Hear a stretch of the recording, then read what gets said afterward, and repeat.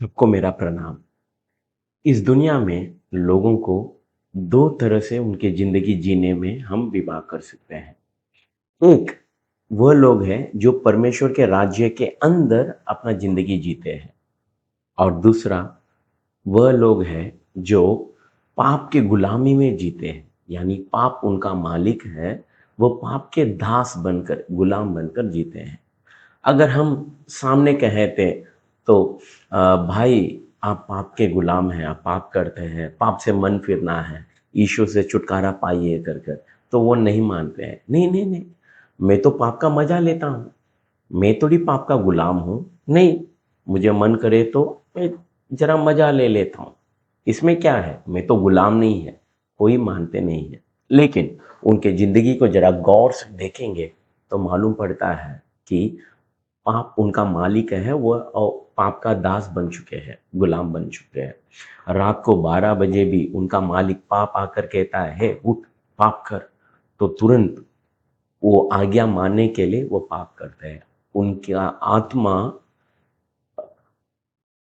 पाप का दास तो हो चुका है, पाप उन पर राज करता है। सुबह उठते ही अगर उनका मालिक है तो पाप करो करके, तो पाप करने के लिए दौड़ते हैं, और पाप किए बिना वो रह नहीं सकते, क्योंकि वो पाप के गुलामी में है।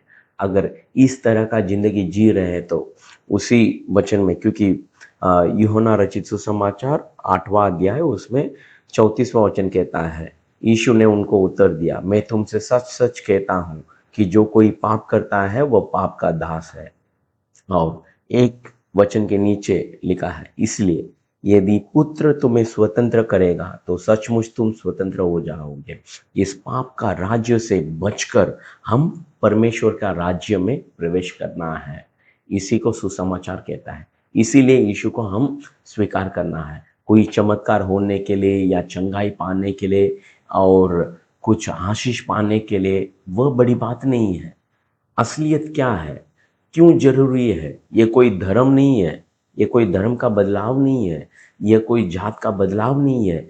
आत्मा पाप का गुलामी में फंस चुका है, उससे छुटकारा पाने के लिए यीशु के अंदर हम प्रवेश करना है, यीशु के राज्य में प्रवेश करना है। एक खतरनाक मालिक से छुटकारा पाकर एक अच्छा मालिक के पास आना है, क्योंकि आत्मा महत्व है।